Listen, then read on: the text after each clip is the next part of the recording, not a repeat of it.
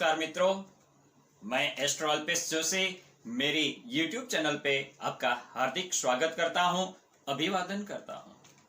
आज मैं आपके सामने फिर से एक नए सब्जेक्ट के साथ आया हूं। आज हम चर्चा करेंगे कि पति और पत्नी के बीच जीवन में रिलेशन कैसे खराब होते हैं, तो उसका क्या उपाय करना चाहिए। हर घर में कलेश झगड़ा होता है, तो इसके बारे में आज हम जरूर चर्चा करेंगे। हमारे पास रोज बहुत सारे ऐसे यजमान आते हैं, बहुत सारी ऐसी कुंडलियां आती है कि घर में मेन प्रॉब्लम पति पत्नी के बीच होता है। आपका जीवन कैसा चल रहा है? अगर आपके जीवन में संबंध अच्छे हो, इंसान के पास रिश्ते सच्चे हो, तो उनके जीवन अच्छी तरह से तरक्की कर सकता है।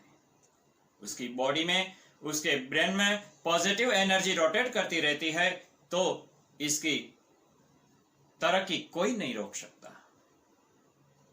और यह अपने लिए, अपने परिवार के लिए, अपने समाज के लिए, अपने देश के लिए बहुत कुछ कर सकता है। जी हां, आपके संबंध आपको इतनी ऊंचाई तक ले जाते हैं कि उसको बहुत तरक्की मिल जाती है। व्यक्ति कब टूट जाता है? जब उसके परिवार से या समाज से तिरस्कार होता है, तब वह टूट जाता है, बिखर जाता है और व्यसन भी करता है, नशा वो करने लग जाता है और उसके पास अकेलापन सिर्फ रहता है, खुद को अकेला महसूस करता है और उसमें लड़ने की ताकत नहीं रहती। जीवन में अगर आपके पास सच्चे संबंध हैं, अच्छे रिलेशन हैं, तो आप जीवन में कभी भी हार नहीं मानेंगे। अक्सर पति और पत्नी के बीच तू में तो रोज होती रहती है, मगर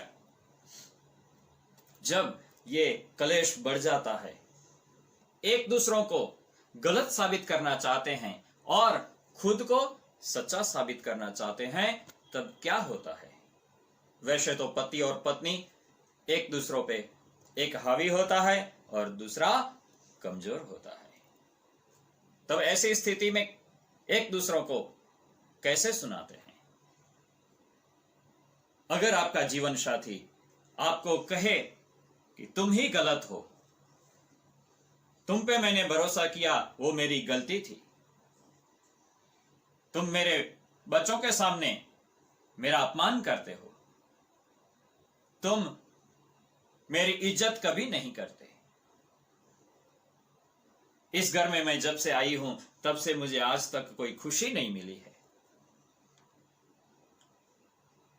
आपकी मां भी मुझे रोज आए दिन ताने मारती रहती है।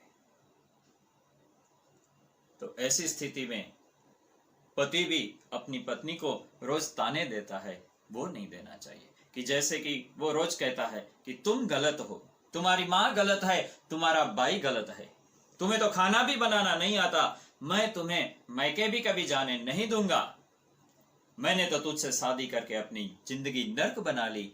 ऐसे ताने कभी नहीं देना चाहिए। ऐसा कौन सा घर है कि जहां पर बच्चों को घर में कुछ अच्छी बात हो या गलत बात हो, झगड़े हो या कलेश हो, उसके बारे में उन्हें पता नहीं होता, उन्हें सब कुछ पता होता है, लेकिन यह झगड़े कलेश वो उनके दिमाग पे असर करते हैं, उसकी भी लाइफ खराब हो जाती है। आपके कलेश की वजह से उनकी जिंदगी पे सब असर होता है। तो आपके झगड़े आपके बच्चों के सामने, परिवार के और सदस्य के सामने या तो कोई बाहर की व्यक्ति के सामने कभी भी नहीं आना चाहिए, वो हमेशा ध्यान रहे।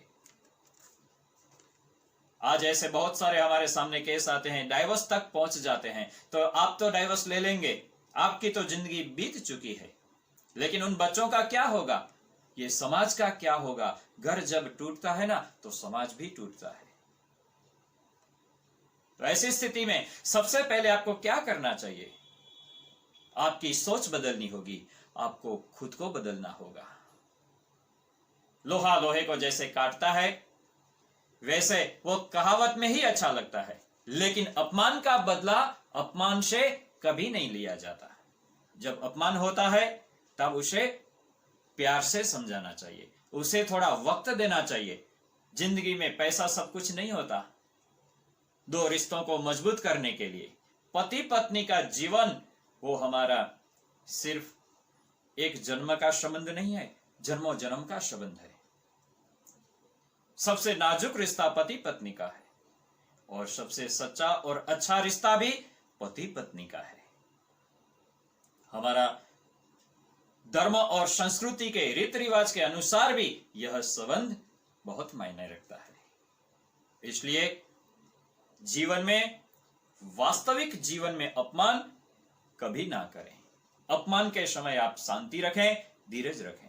अगर हाथ में कोई उंगली में आपको चोट लगती है तो क्या आप हाथ काट के फेंक देंगे? ऐसा कभी नहीं करेंगे।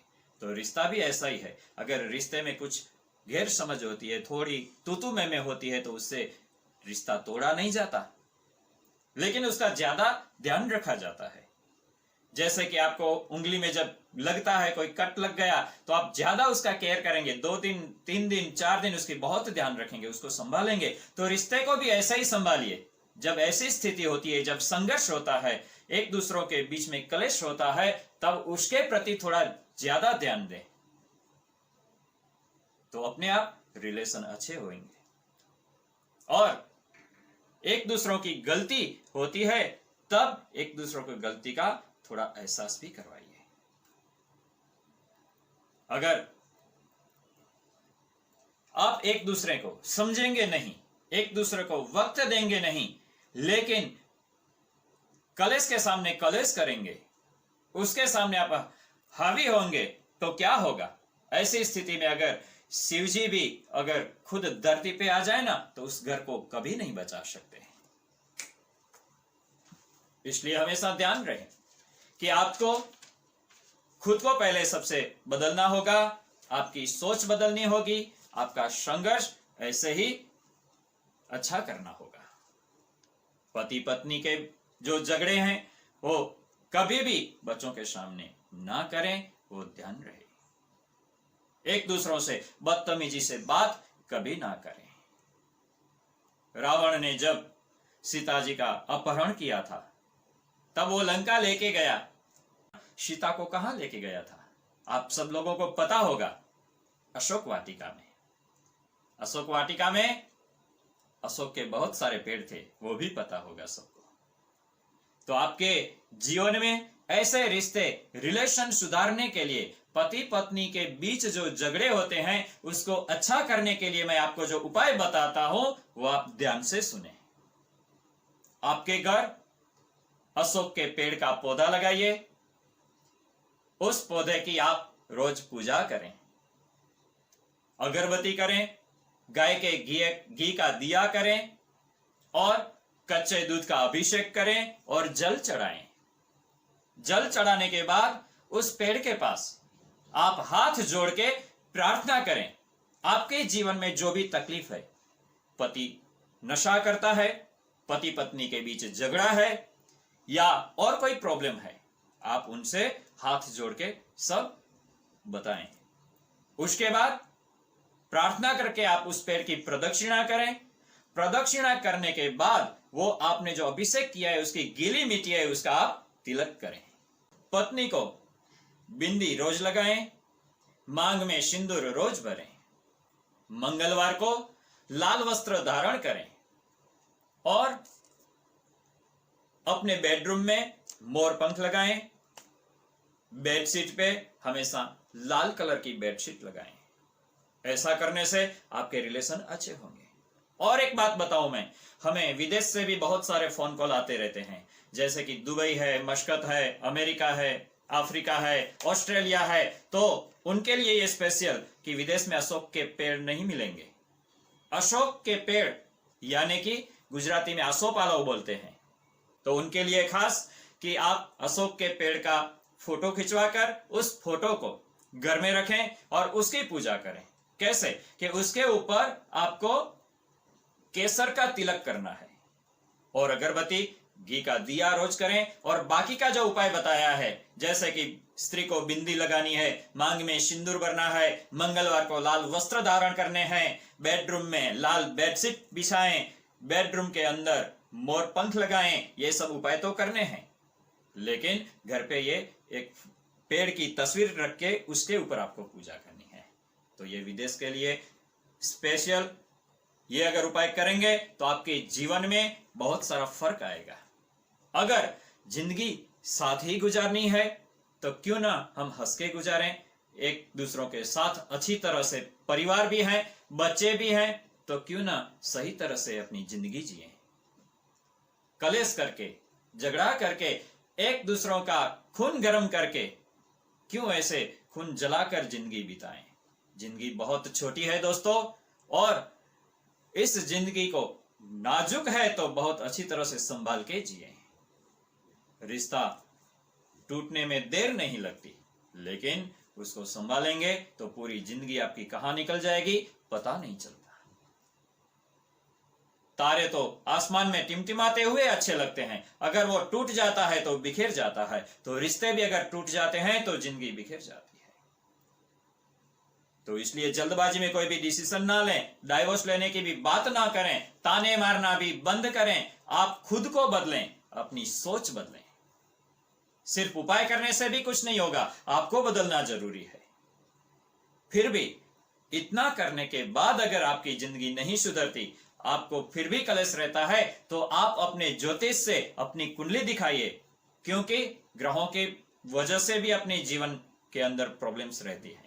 पति पत्नी के ग्रह के अंदर कुछ तकलीफ होती है तो भी उसकी लाइफ में ऐसे प्रॉब्लम आते हैं।